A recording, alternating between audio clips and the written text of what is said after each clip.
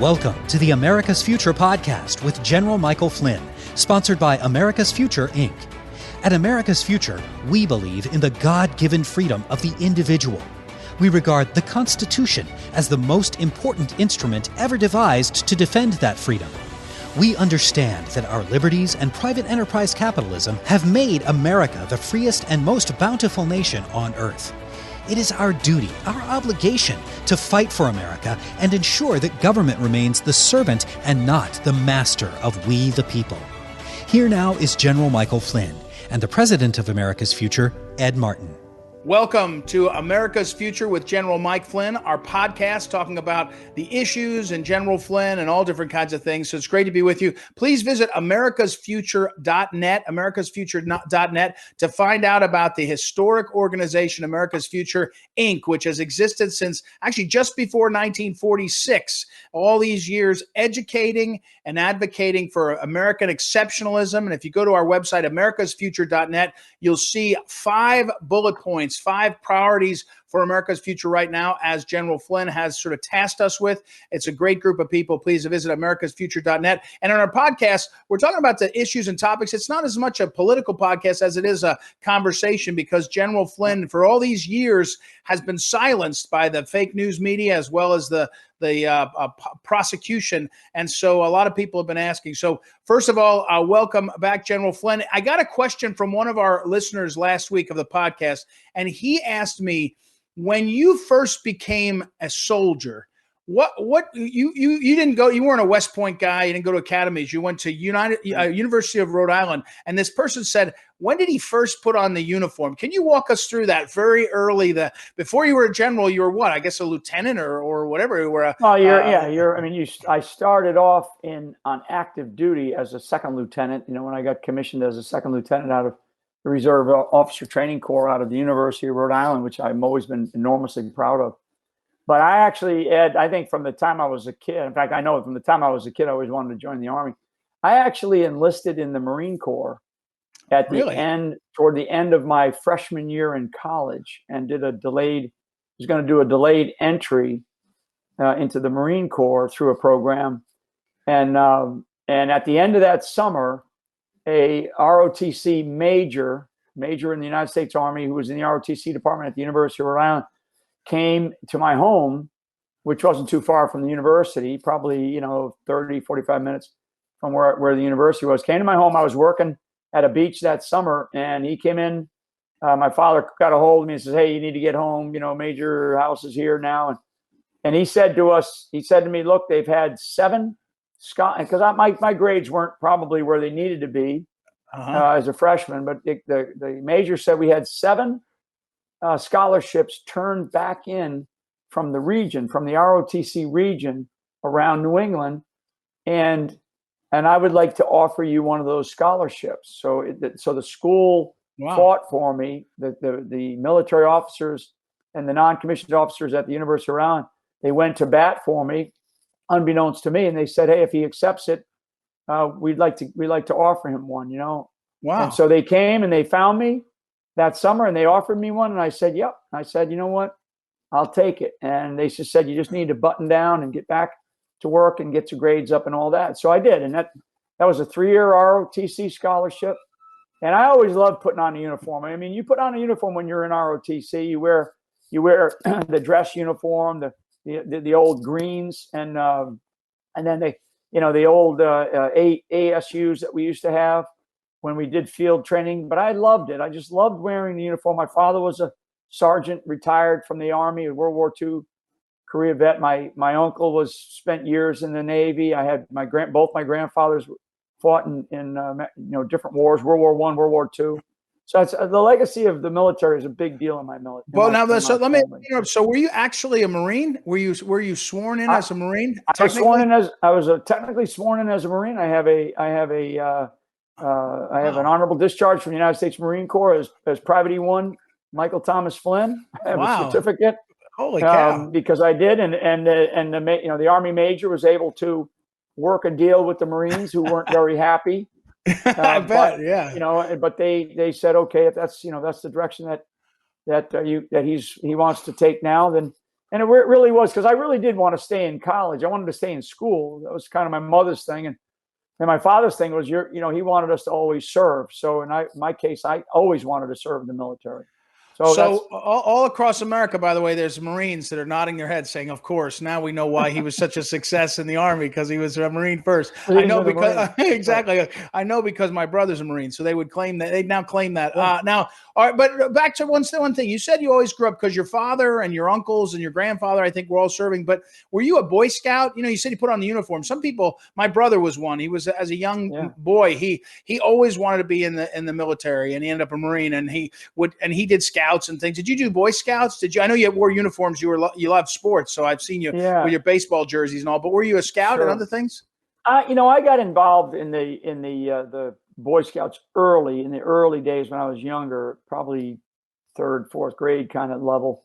And I was a Weeblo and all that business. But I got away from it because I became involved in sports, and I was actually a very good swimmer. And so as a young person, I was involved in the boys club system. I was, used to go to, so like today they call it latchkey. Then it was go to the boys club. Right. So I went to the boys club, and I always loved to surf, as people have known that I do, and surf, wave surfing on the ocean. And so I was always a good swimmer. I grew up around the water. And so I could swim like a fish. And I was an excellent swimmer in the boys club competitive program around the state of Rhode Island and around the New England region, and used to win quite a bit. So that takes a lot of time, because after school I would do that, and that would be a couple of hours, every day. And so I decided to do that. And then as I got older and got into more senior elementary and secondary, and then of course into high school, I got involved in a lot of other sports. So sports was really my passion for extracurricular activities. In addition to meeting my wife when we were 13, meeting my future wife when we were 13. So anyway, I sports was my thing, not the Scouts. Wearing a uniform was a natural thing, I think. But mainly, I think the most important thing, Ed, is being part of a team, right? And understanding what teamwork meant. Now, before I want to go back to the one thing you said, you enlisted in the Marine Corps at the end of freshman year, and over that summer, then you got the Army guys, the major. You mentioned his name, but say his name again, as he still exists. But then House, Major House, yeah. Is he alive still? Do you know? I don't know. I did stay in touch with him for some time, but I lost touch with him over the years. And why do you think you were in college? I was trying to do the math in my head, because you're about 12 years older than me. So you're in college like 78, 79. Why were they turning back in scholarships? I mean, were kids people tired of the military? That's a great question. Well, I'll tell you what, it was at the tail end of the Vietnam War, 73, 74. The military was having a really difficult time, and the New England area, certain parts of the country were transitioning.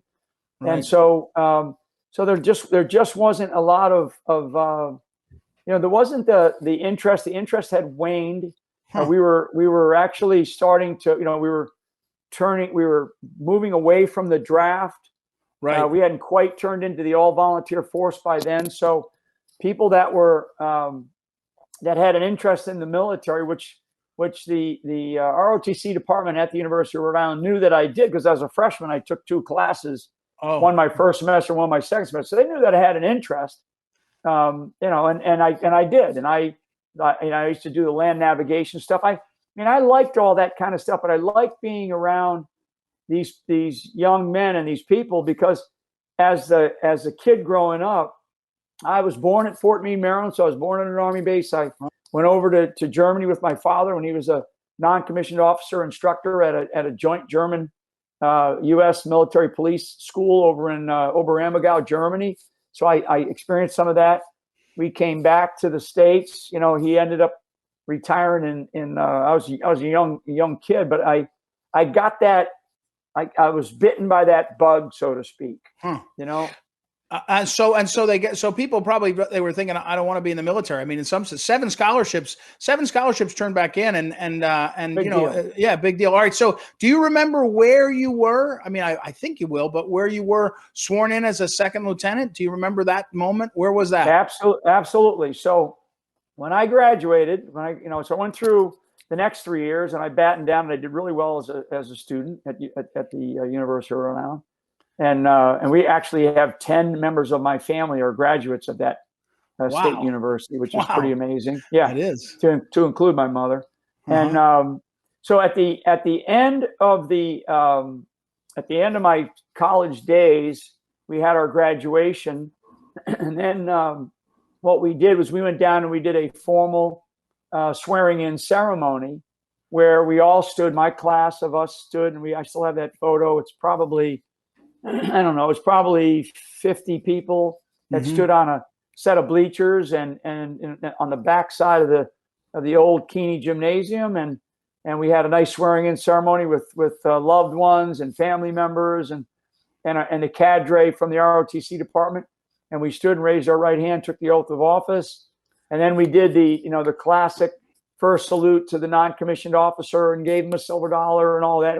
Very formal, very too standard and within protocol and all that. And it was really a good feeling because my mother was able to attend. My father was not able to attend because his health was really waning at that time, and so he could not attend. But which was it was a very emotional day because, like I said, my father retired as a sergeant from the Army, but my mother was there. My mother spent her entire life in the military in some capacity, or with sons who served in the military. So my mother was there. My wife, Lori, her and I had gotten married before we even got out of college. So, we knew, and I had accepted, as soon as I took that oath, I had accepted immediate assignment to Fort Bragg, North Carolina, to help out with the ROTC summer camp. Instead of like a lot of guys and gals do, they take a summer, they take as much time as they can because they'll give it to you before you go off to your first training assignment. So I said, no, I want to go. They offered these cadre billets for second lieutenants. So I took one, and we literally left like a week later. Wow. And we went down to Fort Bragg, and we spent the next 3 months at Fort Bragg in a cadre position, and starting to get to know the military life from the perspective of a young Army couple. And we always committed to each other that we'd always do everything together. And Lori, who was not from a military family, her father was a state trooper in the state of Rhode Island and a truck driver after that. So she was not really from a military family. She was born and raised and grew up in the same small hometown that I ended up growing up in. But of course, having some earlier days traveling around with my father, who was still in the military. So Lori and I committed each other to do that, and and almost 3.5 decades later, we loved it. We loved every minute of it, and met some of the best people in the world. We're talking with General Michael Flynn. Of course, it's America's Future with Michael Flynn, with General Flynn, americasfuture.net, the website in this podcast, the conversation. He's the chairman of the board and directing the organization. It's been around since 1946, has all kinds of historical reference points, but today is out educating and talking about American exceptionalism and our system of the Constitution. You go to the website, americasfuture.net, you'll see the priorities there.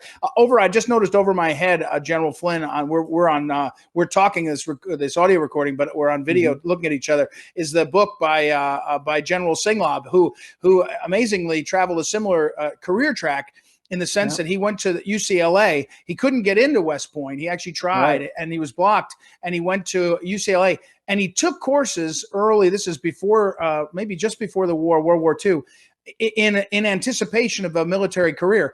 Did you take a lot of courses as an ROTC that were military direction? I don't know, engineering. Did the schoolwork go in a direction because you were ROTC?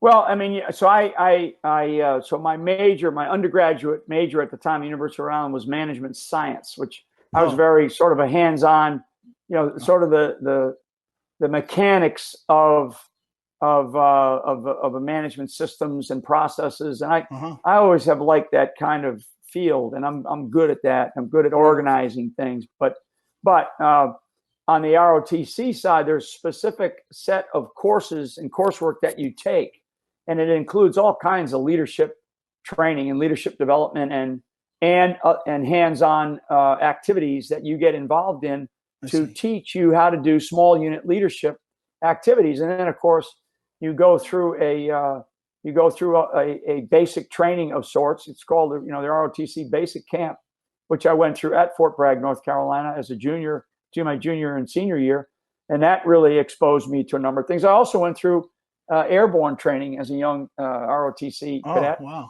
And I went through 3 weeks, actually 4 weeks of airborne training. I went through what they call 0 week, and then ground, tower, and then jump week. So people that have been through that, they'll know exactly what is that common? Is that common for an ROTC, or is that uncommon for an ROTC guy? At that time, it was uncommon.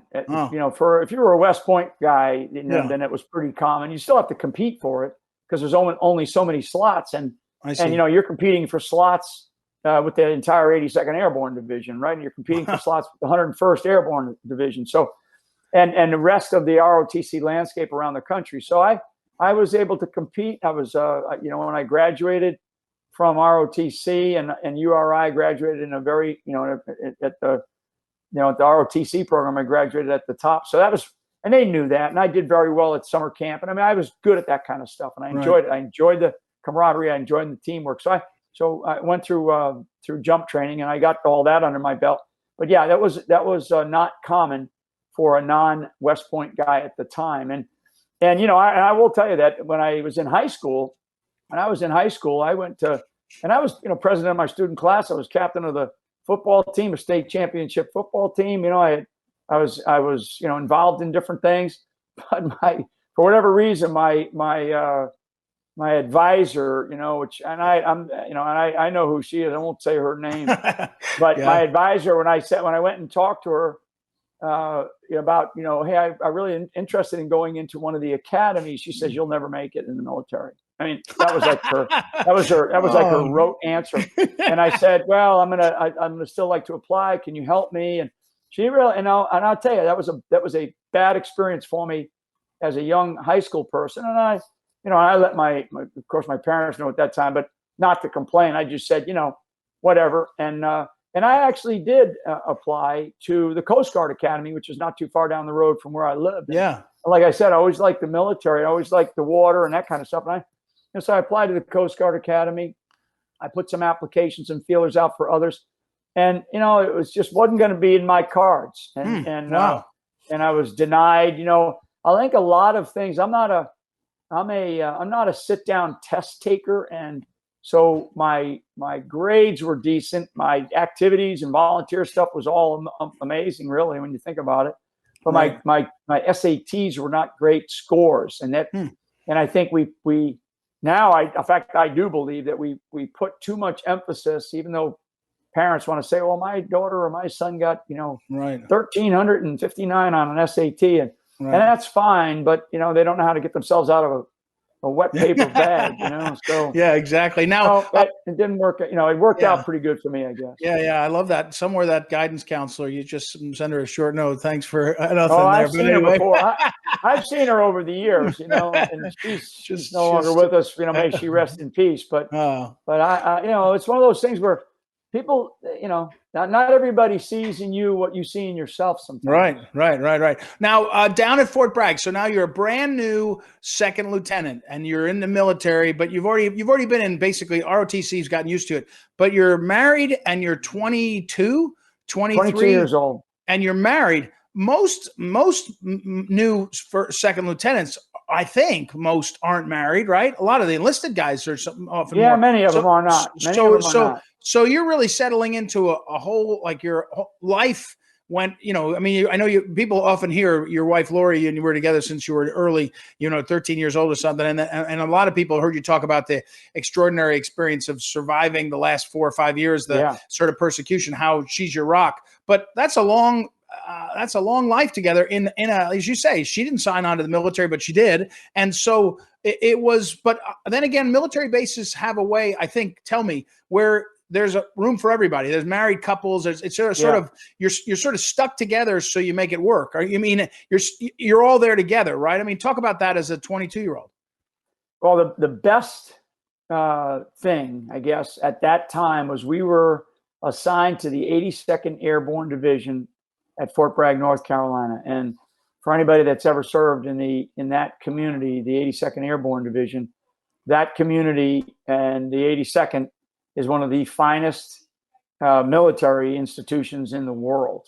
And they have an extraordinary ability to take 11,500 paratroopers and make them operate as one team. And that includes the families, because there are many, many families that at that time that do come in, but it is unusual or it is not normal where a brand new second lieutenant or a brand new private coming out of basic training and advanced training comes there married or is able to bring their family.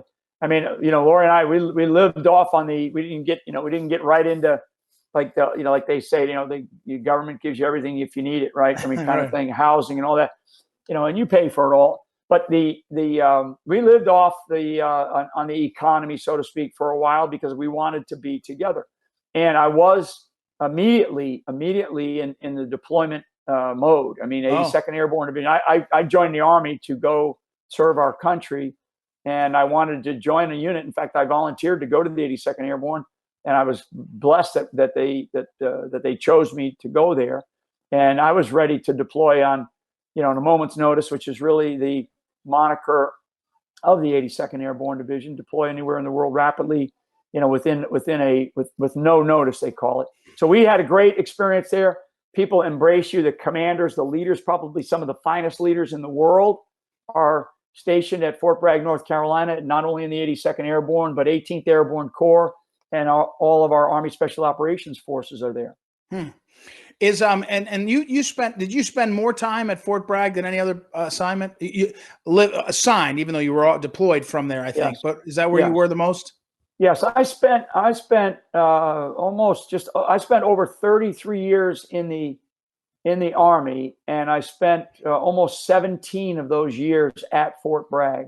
Wow! And then the other half, the other 16 years or so were spread all over overseas. Fort Huachuca, Arizona, which is the home of intelligence, and then schools. I went to the Navy War College up in Newport, Rhode Island. I went to the Command and General Staff College at Fort Leavenworth, Kansas. But I spent almost 17 years.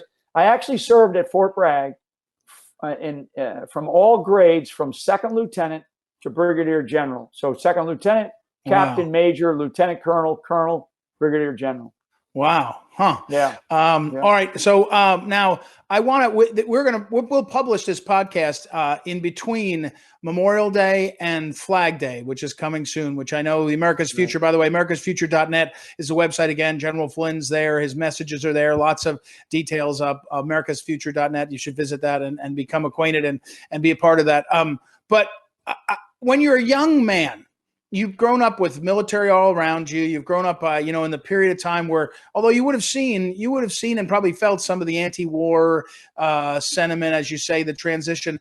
But, you got on your shoulder now the American flag, and your life is to be to be putting your life at risk for the American flag. And talk about that experience. Talk about I've heard you talk about the flag to people and what it means, but I think it's particularly, we train our men and women in the military to relate to that differently, because you're doing something more than just a pledge. You're willing to die for that flag. That's the point. So talk a little bit about that. Yeah. And then what I always tell people in any audience that I get is that when a young person signs on the dotted line to join our military, they're not joining to be, a second lieutenant or a private or a mechanic or an aviation specialist or a truck driver or a cook or an infantryman. They're actually, many of them don't realize it. I'm not sure I fully realized it either as a young person, because you're young and you want to serve. But when you sign on that dotted line, you're signing to give your very life in sacrifice to the country.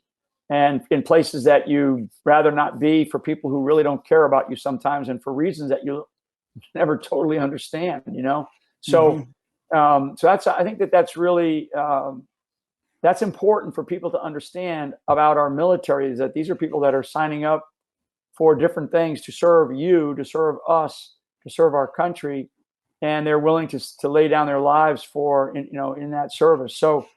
So anyway, I just think that we need to not ever forget that as we come off of this Memorial Day weekend and we come off of Military Appreciation Month. We should always appreciate our military and our serving, and we should also appreciate our veterans in the veterans communities that we have.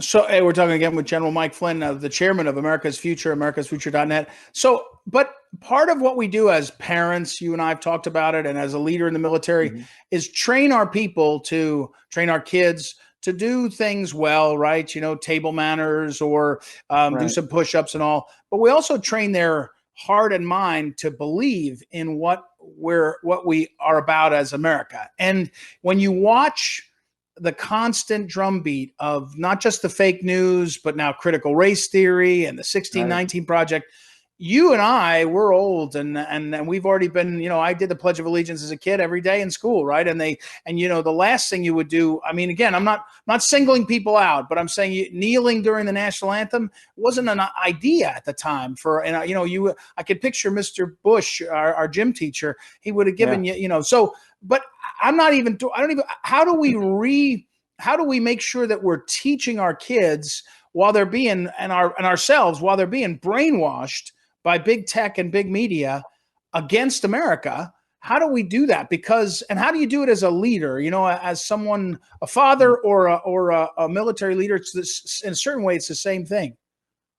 Well, so first of all, when I was a kid in grade school, we would be told before the day started, some voice would come over the intercom, usually the principal or assistant principal or dean or something, and they would say, "Everybody stand up, place your right hand over your hearts, turn toward the flag and repeat after me. Pledge of allegiance to the flag of the United States of America." And we would say the Pledge of Allegiance to start the day. Right. And us too. And it's almost like that's become, like, I heard I think it was a congressman recently talking about the pledge as a Pledge of Allegiance only for Trump supporters.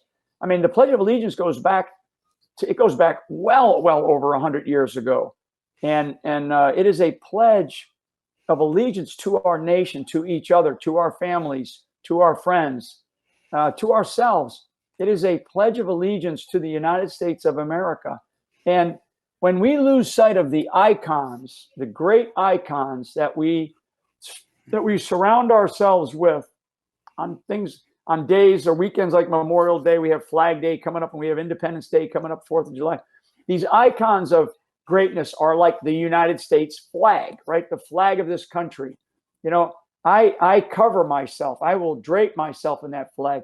We drape veterans, and we drape the men and women who are killed in action with the United States flag. Wow. When we bury them. And that's a very powerful symbol. It's iconic of what we are trying to demonstrate, that our country will never forget you, right?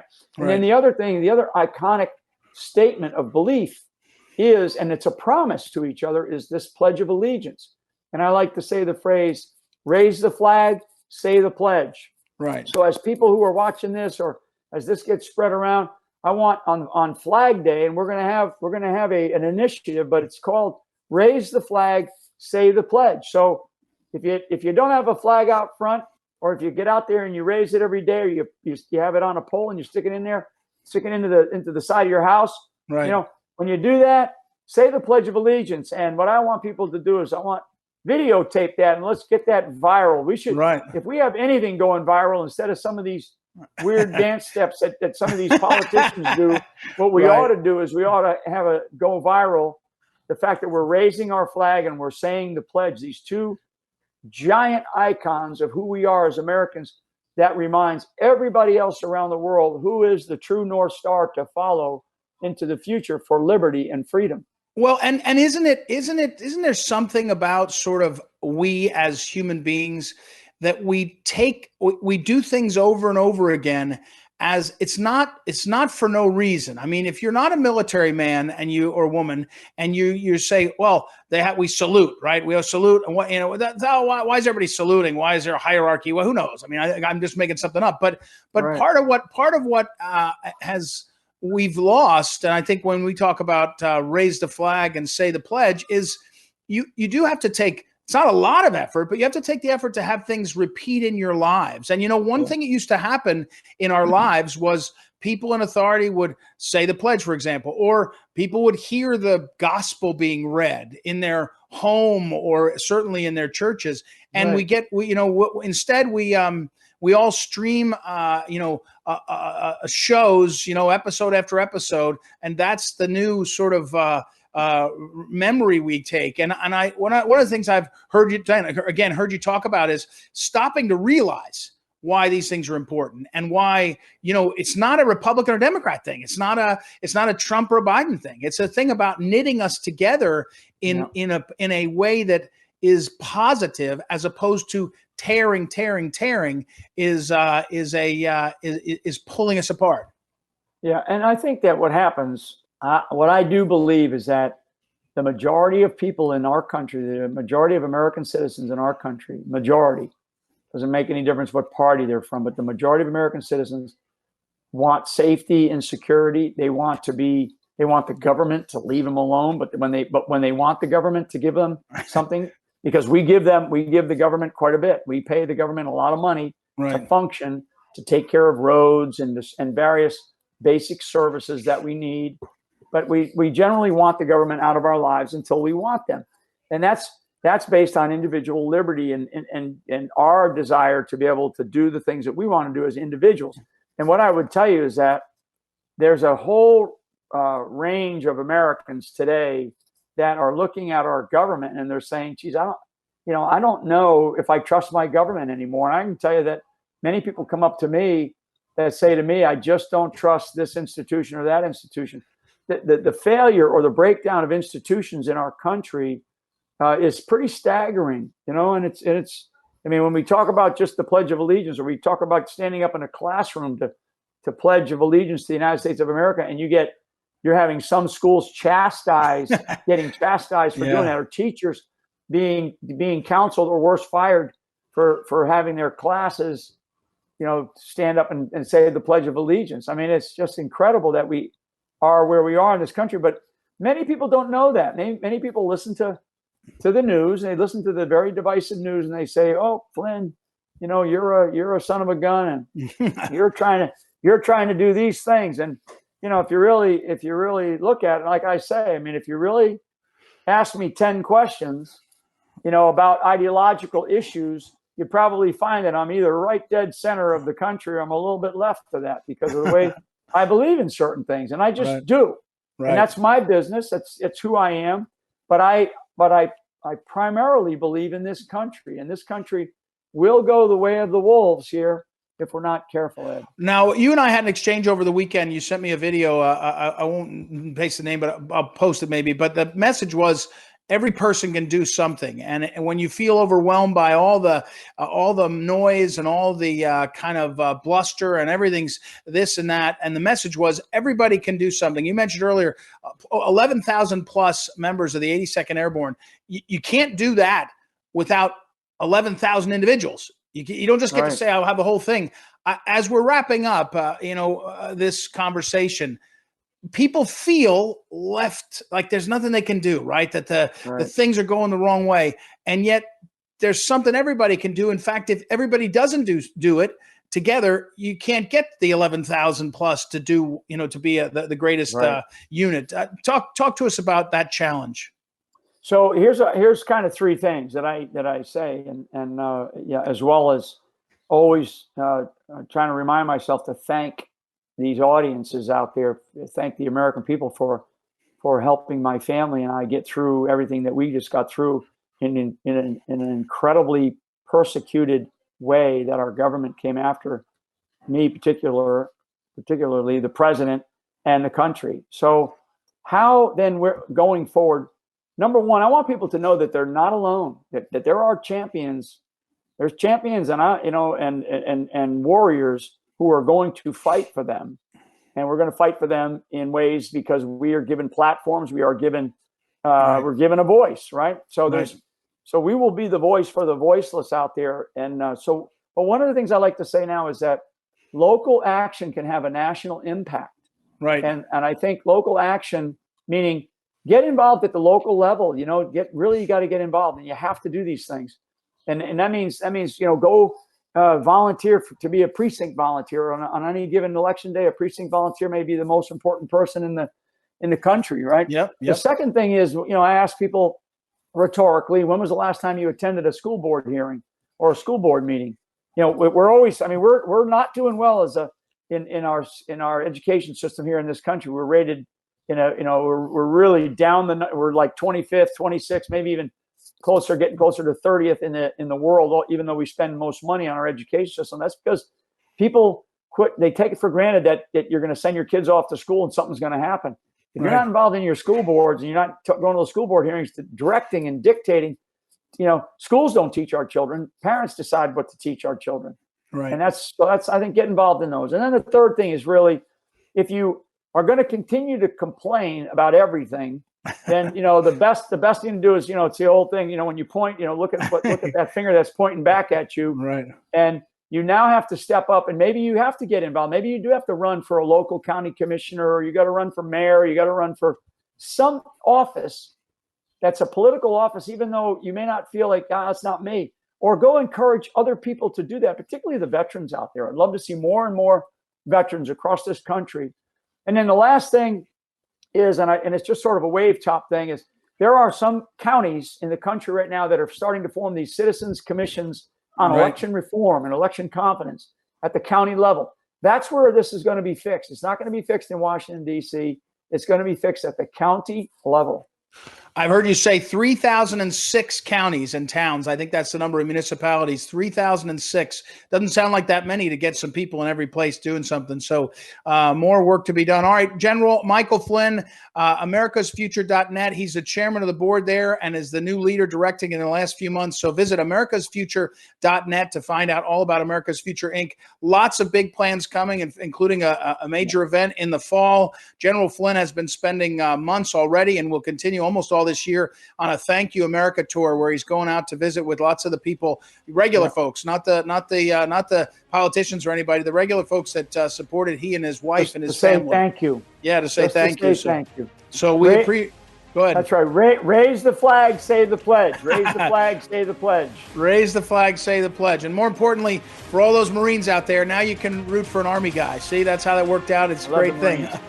All right. Thank you, General Flynn. All right. God bless you, Ed. God bless America. Thank you. All right. americasfuture.net. And thank you to Family Vision Media for helping us produce this. Dave Powell, especially for making it all sound great. And we will continue each week. Please visit americasfuture.net, our website, to find out more about what's happening and become a part of that important community. I'm Ed Martin, the president of America's Future. It's great to be with you. We'll be back soon. Visit americasfuture.net to get more information or to support our work. That's americasfuture.net. And join us next time for more of the America's Future podcast with General Michael Flynn.